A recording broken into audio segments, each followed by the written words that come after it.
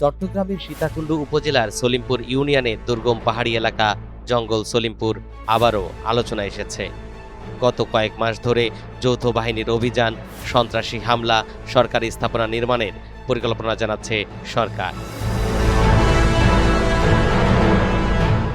দীর্ঘদিন ধরে জঙ্গল সলিমপুর সন্ত্রাসীদের নিরাপদ আস্তানা হিসেবে পরিচিত। ভূমি অফিসের তথ্য অনুযায়ী প্রায় ৩,১০০ একর আয়তনের এই এলাকায় ৪ দশকেরও বেশি সময় ধরে বিভিন্ন সন্ত্রাসী গোষ্ঠী আধিপত্য জানান দিচ্ছে। সরকারি খাস জমিতে গড়ে ওঠা অসংখ্য অবৈধ বসতি, দোকান ও মার্কেট রয়েছে। এ কারণে সরকারি বিভিন্ন উন্নয়ন প্রকল্পের উদ্যোগ নেওয়া হলেও বাস্তবায়ন হয়নি। ঘটনার সবচেয়ে চাঞ্চল্যের ছিল ১৯ জানুয়ারি জঙ্গল সলিমপুরে সন্ত্রাসীদের হামলায় র্যাবের উপসহকারী পরিচালক মোতালেব হোসেন নিহত হন। ওই ঘটনায় আরও ৩ র্যাব সদস্য ও একজন সোর্স আহত হন। এই ঘটনায় সীতাকুণ্ড থানায় মামলা হলেও মূল আসামিরা এখনও ধরাছোঁয়ার বাইরে। ওই ঘটনার পর যৌথ বাহিনী এলাকায় অভিযান শুরু করে।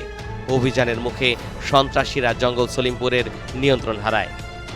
একই সময়ে সরকার সেখানে পুলিশের প্রশিক্ষণ একাডেমি, কারাগার সহ বিভিন্ন স্থাপনা নির্মাণের উদ্যোগ নেয়। আইন শৃঙ্খলা পরিস্থিতি নিয়ন্ত্রণে এলাকায় আইন শৃঙ্খলা রক্ষাকারী বাহিনীর অস্থায়ী ক্যাম্পও স্থাপন করা হয়। তবে পরিস্থিতি পুরোপুরি স্বাভাবিক হয়নি। গত ২৪ মে গভীর রাতে জঙ্গল সলিমপুরে যৌথ বাহিনীর ক্যাম্পে হামলা চালায় সন্ত্রাসীরা। এ সময় বেশ কয়েকটি রাস্তা কেটে ফেলা হয়। র্যাবের তথ্য অনুযায়ী সন্ত্রাসী ইয়াসিন গ্রুপ রাত ১টার দিকে ক্যাম্পে হামলা চালায়। প্রায় ২ ঘন্টা উভয় পক্ষের মধ্যে গোলাগুলি চলে। পরে যৌথ বাহিনী এলাকায় প্রবেশ করে পরিস্থিতি নিয়ন্ত্রণে নেয়। তবে ওই ঘটনায় আহত বা আটকের কোনো তথ্য জানানো হয়নি। এই ঘটনার ১ সপ্তাহের মাথায় জঙ্গল সলিমপুর পরিদর্শনে যান স্বরাষ্ট্রমন্ত্রী।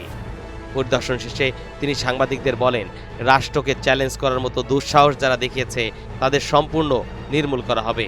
জঙ্গল সলিমপুর, আলীনগর ও আশপাশের এলাকার আইন শৃঙ্খলা পরিস্থিতি সম্পূর্ণ নিয়ন্ত্রণে এনে শান্তি প্রতিষ্ঠা করাই সরকারের লক্ষ্য। এরপরই জঙ্গল সলিমপুরকে ঘিরে সরকারের উন্নয়ন পরিকল্পনা বাস্তবায়ন শুরু হয়। আধুনিক সড়ক যোগাযোগ নেটওয়ার্ক গড়ে তোলার চেষ্টা করছে সরকার। পুলিশ, বিজিবি ও অন্যান্য বাহিনীর জন্য অবকাঠামো উন্নয়ন এবং বিভিন্ন সরকারি স্থাপনা নির্মাণ কাজ চলমান রয়েছে। সব মিলিয়ে প্রকৃত বাসিন্দাদের জন্য পুনর্বাসনের একটি টেকসই পরিকল্পনার দিকে আগাচ্ছে সরকার। তরিকুল ইসলাম, এনটিভি অনলাইন।